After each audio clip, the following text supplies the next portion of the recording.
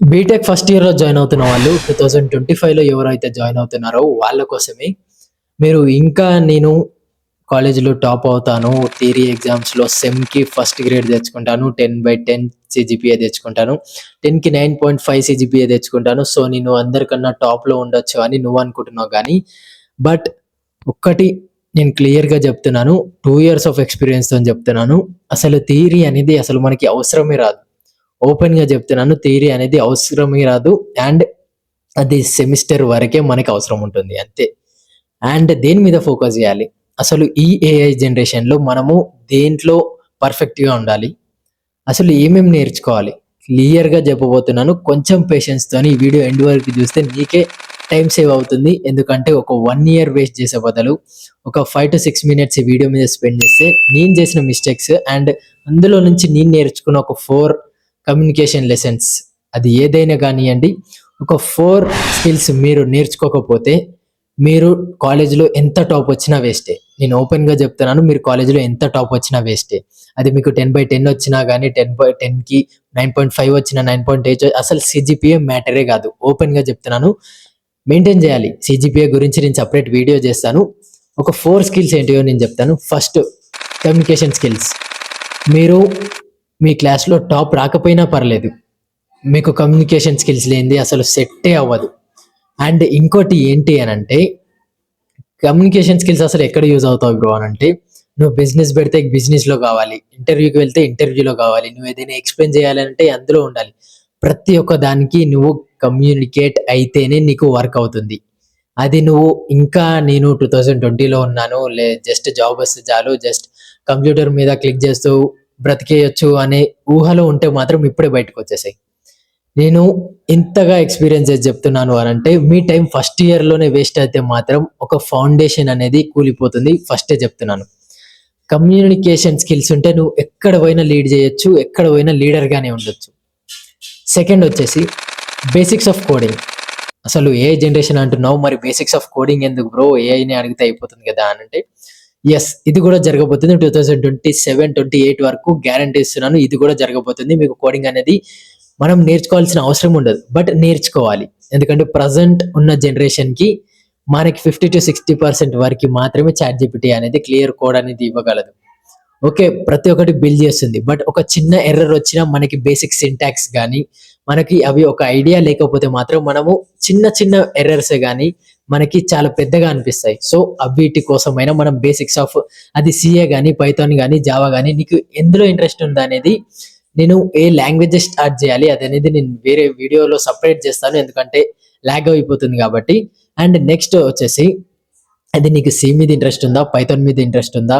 అది జావా మీద ఇంట్రెస్ట్ ఉందా? అనేది ఎలా తెలియాలి అనంటే, first of all me first semester, second సెమిస్టర్‌లో మీకంటూ కొన్ని లాంగ్వేజెస్ చెప్తారు. అది సి, పైథాన్‌తోనైతే స్టార్ట్ చేస్తారు. అండ్ సిలో మనకి బేసిక్స్ అన్నీ కవర్ అవుతాయి అనంటే, ఒక ఫౌండేషన్ లాంటిది. నువ్వు సిలో బేసిక్స్ అన్నీ పర్ఫెక్ట్‌గా ఉంటే మిగతాయన్నీ నీకు కొంచెం ఈజీగా అనిపిస్తాయి. సో, సి కరెక్ట్‌గా నేర్చుకో కాలేజ్‌లో చెప్పేటప్పుడు. బట్ థియరీ పార్ట్‌గా బట్టి పట్టినట్టు నేర్చుకోవడం మాత్రం నువ్వు అసలు నేర్చుకొని వేస్ట్. చెప్తున్నాను గదా! అసల నేర్చుకోకపోయినా పర్లేదు గానీ, ఆ బట్టి పట్టడం థియరీ ఎగ్జామ్స్ వరకు మనము 1-3 మెయిన్ క్వెషన్స్ ఇస్తారు. సో, అవే బట్టి పట్టిపోయి ఎగ్జామ్స్ రాసి నాకు సి ఒచ్చు, పైథాన్ ఒచ్చు, జావా ఒచ్చు అనంటే అసలు ఇంటర్వ్యూ హెచ్ఆర్ డోర్ లోపలికి గూడా రానివ్వరు. అండ్ థర్డ్ వచ్చేసి నెట్వర్కింగ్. మీ నెట్వర్కింగే మీ నెట్‌వర్త్ అని ఎప్పుడైనా మీరు వినుంటారా? ఇది నిజం. ఇదే జరుగుతుంది. నీకు ఎంత నెట్‌వర్క్ ఉంటే అంత మనం పైసలు సంపాదించొచ్చు. అసలు ఎట్లా బ్రో అనంటే, సపోజ్ కొత్త వాళ్ళని కలవడానికి ట్రై జెయి. సీనియర్స్‌తోని మాట్లాడు. తెలియకపోయినా పర్లేదు. బట్ మనం పరిచయం అయితే పెంచుకుంటాం గదా!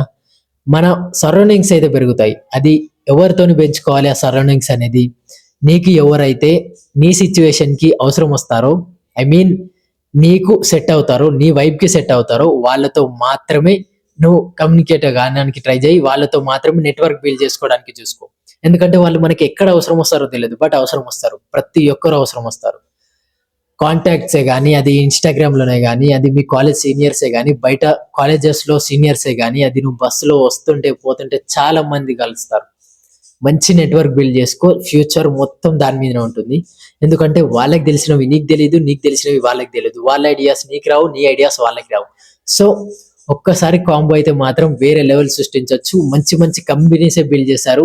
ఒక ఒక ఇద్దరు ఐడియాస్తోని. సో మనకి నెట్వర్క్ అనేది చాలా అంటే చాలా ఇంపార్టెంట్. మళ్ళీ చెప్తున్నాను, మన నెట్వర్కింగే మన నెట్వర్త్ అవుతుంది. నెక్స్ట్ వచ్చేసి టైం మేనేజ్మెంట్. బీటెక్లో చాలా టైం ఉంటుంది. నేను చెప్తున్నాను కదా, బీటెక్ ఫస్ట్ ఇయర్ నువ్వు కరెక్ట్గా యూజ్ చేసుకో, చాలా అంటే చాలా టైం సేవ్ అవుతుంది. అది అసైన్మెంట్సే కానీ, ఎగ్జామ్సే కానీ, ఫ్రెండ్సే కానీ, ట్రిప్సే కానీ, తిరగడమే కానీ, తినడమే కానీ, హాబీసే కానీ, అది ఏదైనా కానివ్వండి, నేర్చుకోవడానికి ట్రై చేయి. ప్రతి ఒక్కటి నేర్చుకో, అది ఏదైనా కానివ్వండి. అసైన్మెంట్స్ ఇస్తే అందులో ఒక ఆన్సర్ నేర్చుకో, నీకు సెమ్కి యూజ్ అవుతుంది.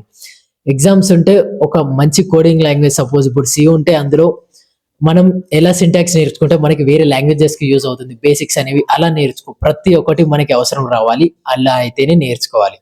అండ్ టైం మేనేజ్మెంట్ కరెక్ట్గా చేసుకుంటే మాత్రం బీటెక్లో నువ్వు అనుకున్న దానికంటే ఎక్కువ సృష్టించవచ్చు, అనుకున్న దానికంటే ఒక రేంజ్లోకి వెళ్ళొచ్చు. నేను చెప్తున్నాను కదా, ఫస్ట్ ఆఫ్ ఆల్ కమ్యూనికేషన్ ఉండాలి, తర్వాత నెట్వర్కింగ్ ఉండాలి, తర్వాత మనకి బేసిక్స్ ఆఫ్ కోడింగ్ ఉండాలి, అంటే అది ChatGPTలో కూడా వస్తుంది, అది ఓపెన్ మాట. And next time management. ఇవన్నీ మెయింటైన్ చేసేది టైం మేనేజ్మెంట్. అందులో మనం ప్రతి ఒక్క దానికి ఒక హాఫ్ ఆఫ్ టైం ఎంతగా ఇస్తున్నాం, కరెక్ట్ టైమింగ్ ఇస్తున్నామా లేదా, ఆ కరెక్ట్ టైంలో కరెక్ట్ వర్క్ అనేది చేస్తున్నామా లేదా, దాని మీద మాత్రమే ఫోకస్ చేయండి. చెప్తున్నాను కదా, టైం మేనేజ్మెంట్ ఒక్కటి మీరు క్లియర్గా చేసుకుంటే ఫస్ట్ ఇయర్లో కొన్ని అద్భుతాలు సృష్టించవచ్చు.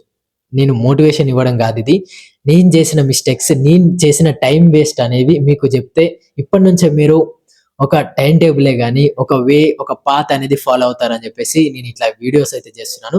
అండ్ ఇంకా మీకు ఏ డౌట్స్ ఉన్నా కానీ, అది చిన్న డౌట్ పెద్ద డౌటే కానీ, అది ఎంత పెద్ద డౌట్ అయినా ఎంత చిన్న డౌట్ అయినా నేను ప్రతి ఒక్క కమెంట్కి రిప్లై అయితే ఇస్తున్నాను. అండ్ నాకు మీరు జస్ట్ చేయాల్సింది సబ్స్క్రైబ్ చేసి లైక్ చేస్తే నాకు చాలా అంటే చాలా సపోర్టివ్గా ఉంటుంది. అండ్ నేను ఒకటి అడుగుతుంది, మీ సైడ్ నుంచి నాకు సపోర్ట్ ఉంటే మీ ఫస్ట్ ఇయర్ నేను ఒక మిరాకిల్ చేయబోతున్నాను, ఇది నా guarantee. And bye bye, next వీడియోలో కలుసుకుందాం.